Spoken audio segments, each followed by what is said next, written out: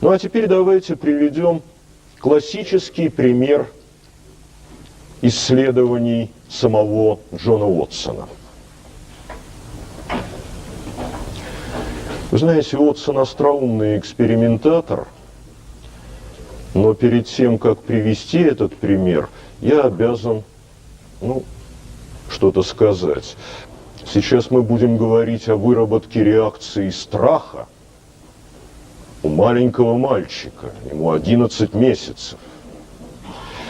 Так чтобы мы с вами не тревожились по поводу его судьбы, мы сразу скажем, как только Уотсон создаст эту реакцию, он сразу же будет ее убирать. Вот с таким предупреждением можно привести этот пример. Этот опыт получил название по имени самого испытуемого. Испытуемым был 11-месячный ребенок, сын сотрудницы Уотсона, и звали мальчика Альберт. Так и назван опыт в мировой психологии. Опыт с маленьким Альбертом. Вы знаете, Уотсон любил подшучивать над житейскими поверьями.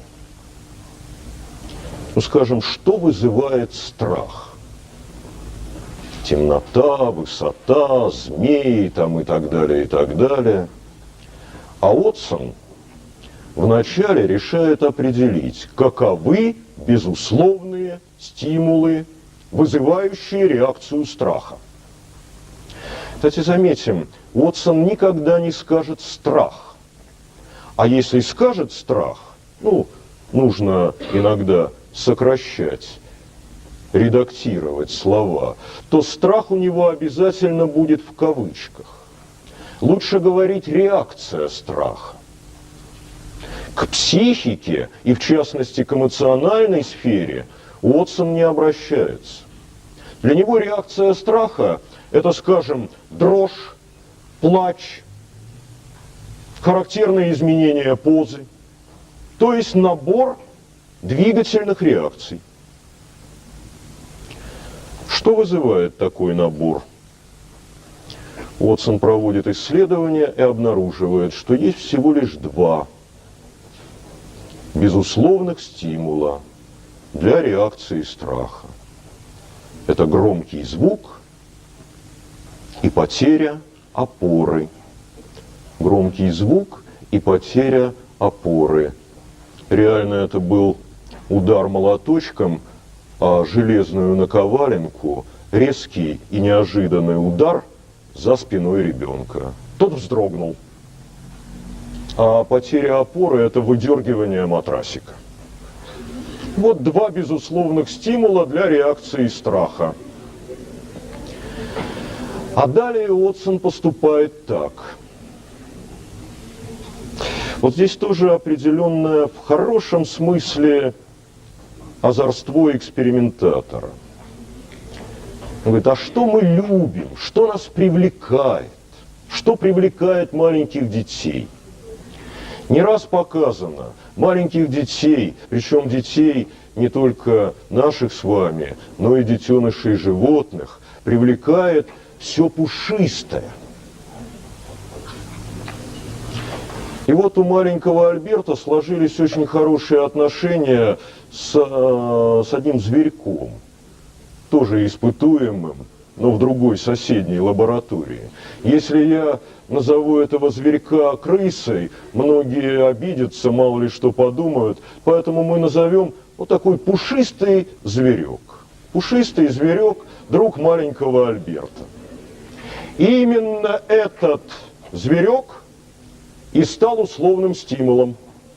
Несколько сочетаний двух стимулов. Пушистый зверек и, скажем, громкий звук или потеря опоры. И устанавливается уже условная реакция страха. Этот пушистый зверек теперь вызывает вздрагивание, плач, изменение позы и так далее.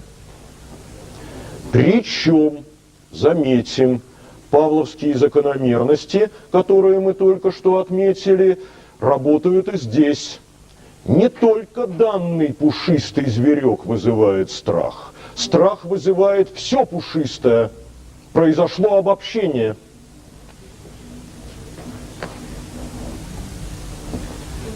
По учебникам мира гуляет такая фотография. Уотсон в маске Деда Мороза, Санта-Клауса, с большой бородой, пушистой бородой, такими взъерошенными волосами, смотрит на маленького Альберта, и тот дрожит от страха. Вызвали реакцию страха, сразу же будем ее снимать. Зачем нам излишние страхи? Мы теперь на этой же базе создадим другую реакцию. Очень важно в классическом бихевиоризме не снять страх, а с этим же стимулом, со стимулом пушистый объект. Надо что-то сделать, надо изменить подкрепление. Добьемся другого, говорит Уотсон. Пусть теперь у нас пушистое будет вызывать радость.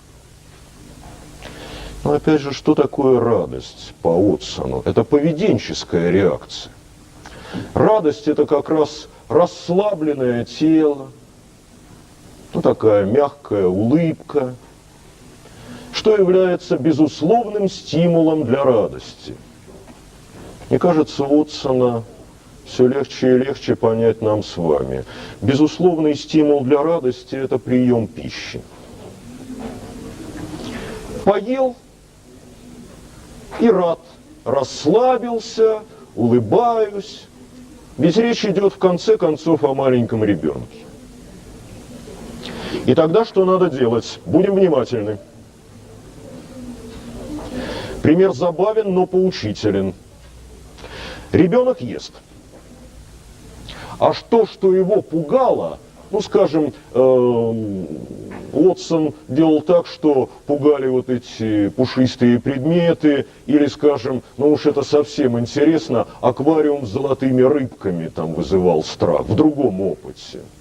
Вот этот пугающий предмет находится здесь же в комнате. Но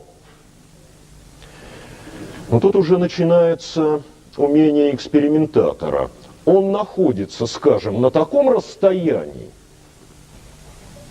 чтобы это не мешало есть, чтобы не наблюдались поведенческие реакции страха. Если длины комнаты не хватает, предмет надо загородить шторкой, пусть он будет виден совсем каким-то небольшим своим краем, чуть-чуть. И тогда что? Тогда вот у нас ребенок ест, а мы этот пугающий предмет постепенно либо приоткрываем, либо придвигаем к ребенку. В какой-то момент он вздрогнул. Это страх. Прекратили опыт, убрали предмет, ребенок спокойно доел свою пищу. Но в следующий раз, когда он опять сядет за стол, предмет появится на том же месте и будет постепенно придвигаться до тех пор, пока не встанет рядом и не будет вызывать страха. Мы просто делаем попутное замечание. Научение – это постепенный процесс. Часто этот процесс так и называют адаптация, привыкание к каким-то условиям. Пока у нас нет строгого определения научения, скоро оно появится, но какие-то важные вещи мы уже сейчас понимаем. Реакцию страха можно было выработать быстро, это сильная аффективная реакция, а вот снять ее и создать реакцию поведенческой радости довольно трудно.